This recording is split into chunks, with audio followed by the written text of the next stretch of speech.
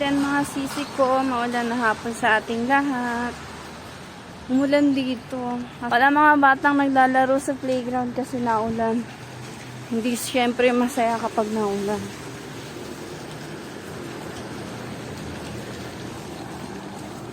Naglakad-lakad nga pala ako ngayon. Nga dahil already explore ako. Hindi ko alam kung saan yung right way dito. Papunta kasi akong supermarket. Hindi ko matandaan kung saan ako dadaan. Sabi ko pa naman sa asawa ko, huwag siya mag-alala kasi tanda ako. Pero ngayon hindi ko matandaan kung saan yung supermarket dito.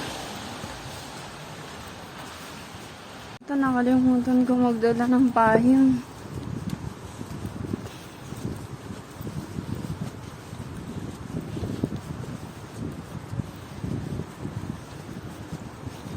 Nandito ako sa Nechava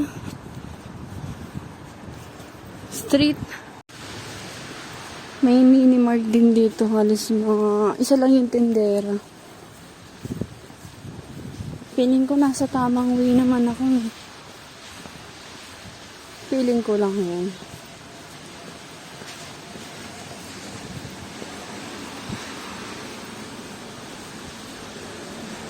Kung napapansin nyo yung puno, wala na mga wala na mga dahon, naglagas na siya. Meron din dito branch ng Samsung at saka Panasonic.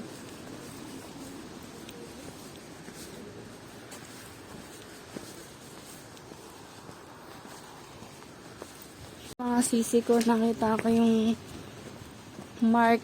supermarket na sadya ko. Kala ko talaga maliligaw ko eh. May mga tindang pambata. Ito naman sa Home Supply. Ayun.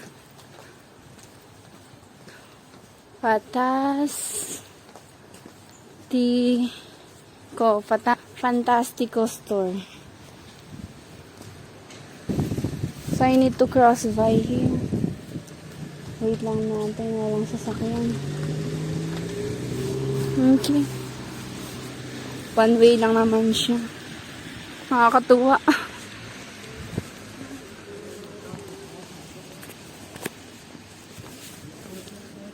May playground din, oh. For kids.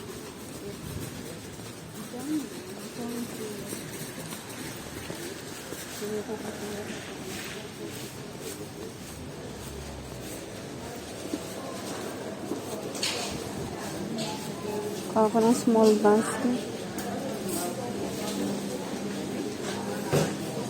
Busy ngayon, ah.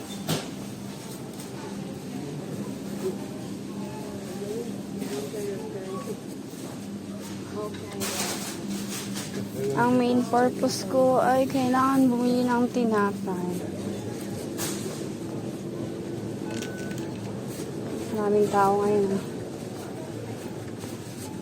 Maliit lang kasi siya. Sorry. Maliit lang kasi siya kaya ang haba ng pila.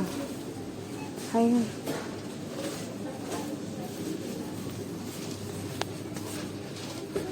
Ito. Yung binibili ng asawa ko. Expiration.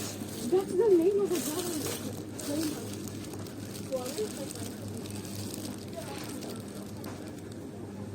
October 7.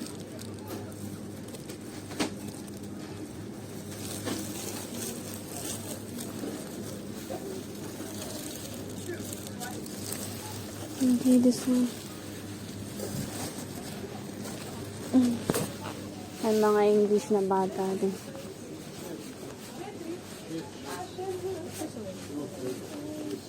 May sprinkles din.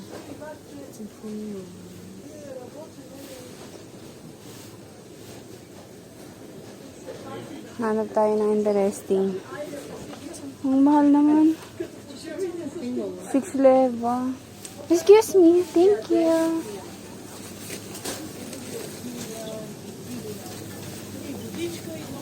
Mga English speaking naman yung mga bata kaya nagsabi excuse me.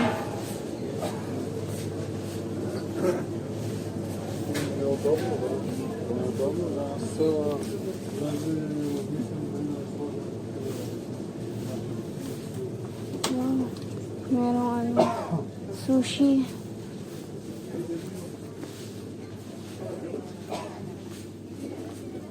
This one for leather.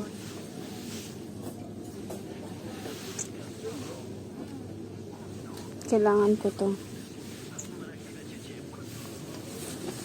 Okay.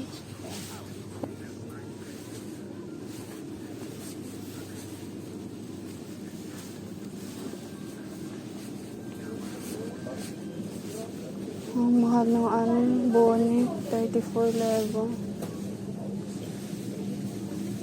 17 level. Wag na, meron pa naman ako.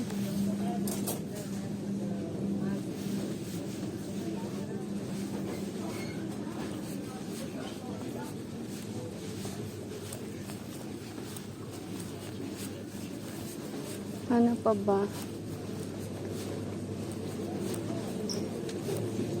36 level.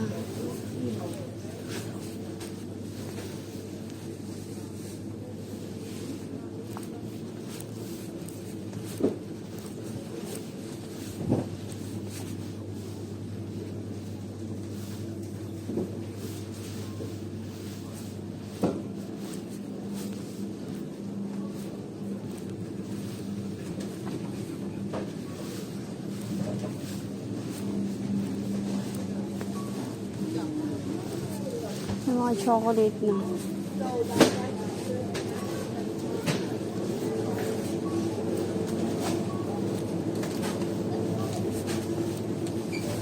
Doon ako sa mga snack section.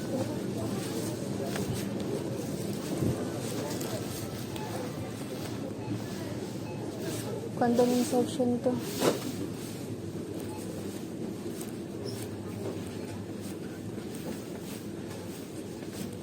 Yes, frozen section. May mga rice dito. Mamamahal, 5 lebo. Wala silang tigli 5 kilo. Tigli 1 kilo, 2 kilo lang available.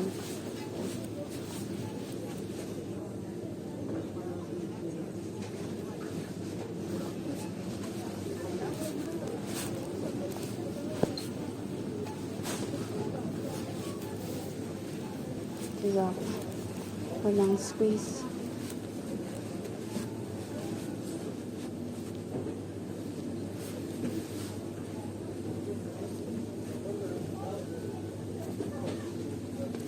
Halit mga senior yung mamali nag-shopping dito.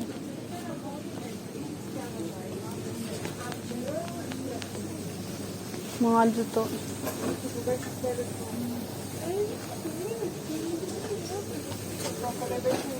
One level.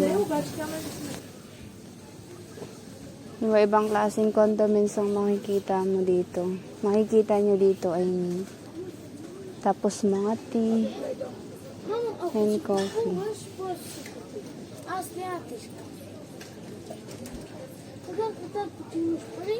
Да, имам пари, да бе, какви пари аз имам? Mag-aaway yung magnanay. Ganyan sila dito. Akala mo palagi may kaaway ka pa nagsasalita. Magugulat ka na lang sa kanila. Kasi akala mo may mga kaaway ka pa nag-uusap sila eh.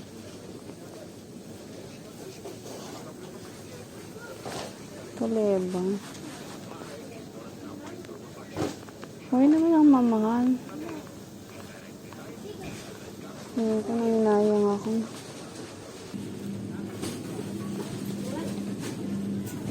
Ang lalaki ng repolyo nila.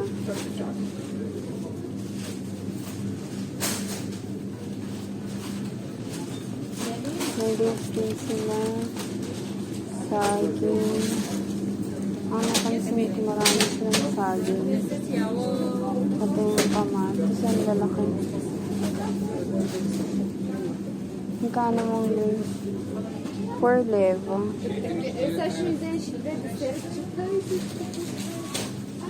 How much naman ito? Spotify na ba? Wow. Ay, mali lang ako ng pagbabasa.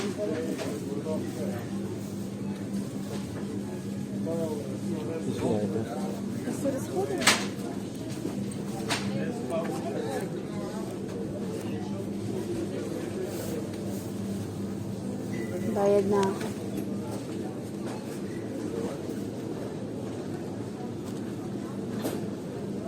Kaya ako ng shopping.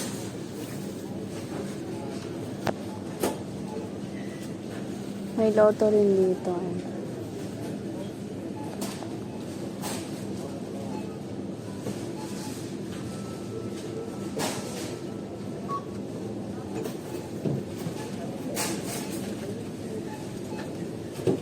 One eternity later. Na nga mga sisi ko, success. Nakabili na ako ng aking groceries.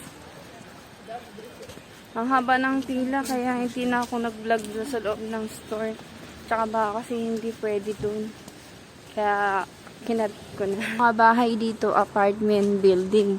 Hindi mo malalaman kung ano yung pinagkaiba ng mahirap o mayaman. Kasi halos the same yung bahay dito.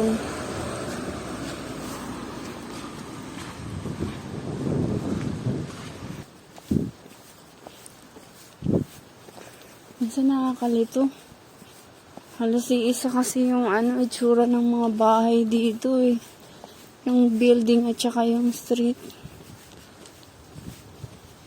Buti na lang nakakabasa na ako kahit papano ng Bulgarian.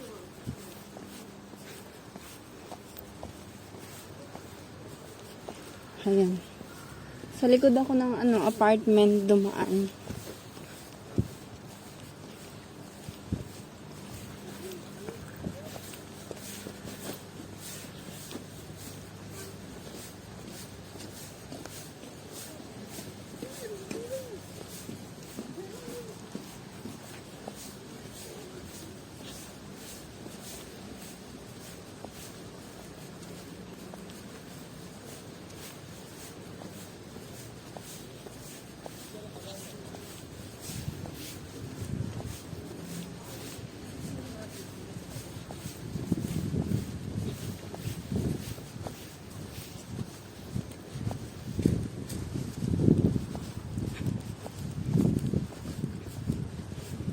Ayun yung bilihan ng mga karne.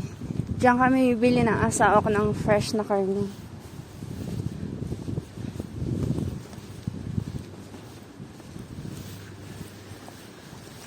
Tapos ito yung restaurant. So, dito kami. Bandaan.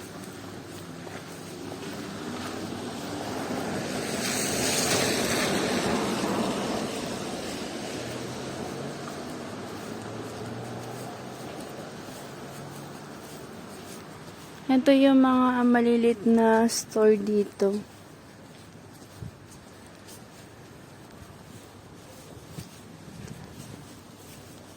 Ito din, yung kapag may gusto kang bilhin na mga gamit na wala ka sa bahay, dito lang makikita. Maliit lang siya. Ayan din, meron din.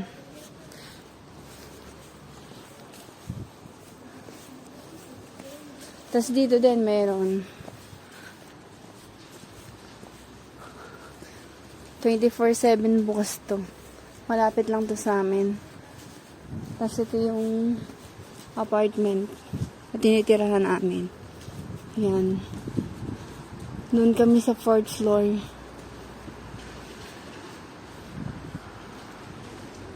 Yung nakasarad, ayan, 4th floor.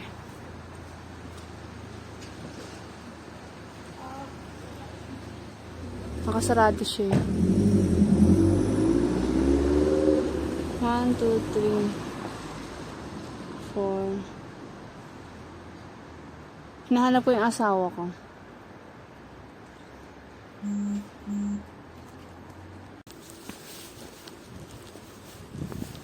Kanan and kadiwa tayo. Okay, pero one way lang naman siya. Pero syempre, kailangan pa rin natin careful.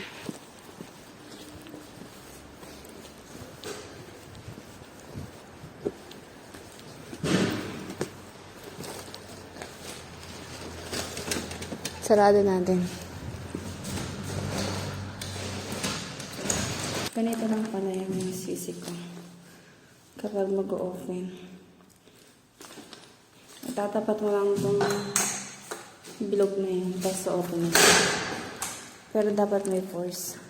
Tapos automatic bukas yung ilaw. No, diba? Sensor yan.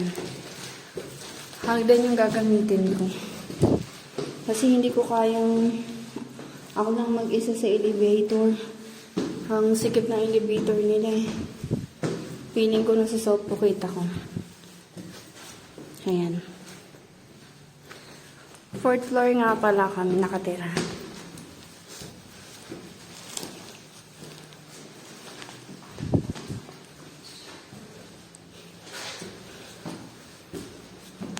Ayan yung mga sisi ko. Nakakapagod. Pero dahil ayoko ng elevator, magtiis tayo dito. Magtitiis ako dito. Ayan na nga.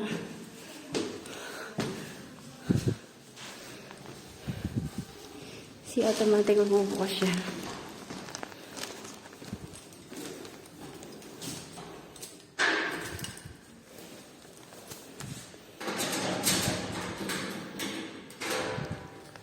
Hirap na hirap talaga ako dito magbukas eh.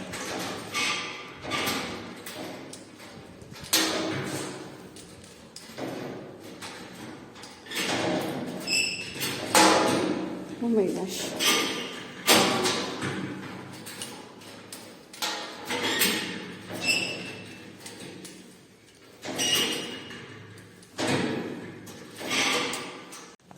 So, dahil nakapasok na ako. Hinak natin. Careful lang.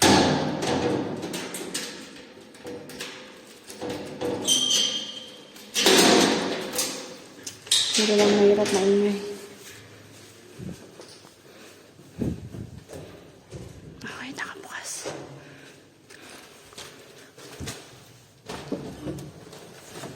So, yun na ang mga sisi ko. Paalam.